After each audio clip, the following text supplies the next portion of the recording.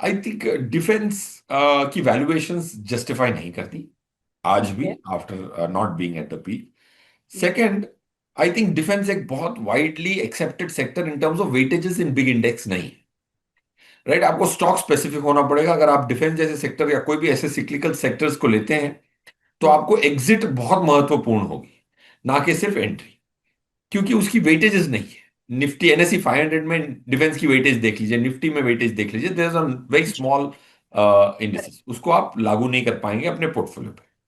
तो अगर सेक्टर की बात आती है तो मैं ABCDE सेक्टर में एब्रीवेशन, ताकि इजीली याद रहे मुझे भी और जी। दर्शक को भी, वो मैं करता हूँ: auto, banking, consumption, drugs and energy, renewable energy specifically. Okay. ये 5 सेक्टर की उम्मीद है कि निफ्टी को 3 से 4% पर एनम बीट कर पाए अगले 2 साल, कंपाउंडेड। ओके। ओके, तो ऑटो स्पेस में जो जीएसटी में बदलाव है उसका आप कितना इम्पैक्ट देखते हैं? बहुत बड़ा इंपैक्ट दिखता हूँ। बट क्या है, जैसे कॉर्पोरेट टैक्स कट्स हुए थे, अगर आपको याद हो, जी। 4-5 साल करेक्ट। पहले, उसका जी। आज भी मैं लुत्फ उठा रहा हूँ।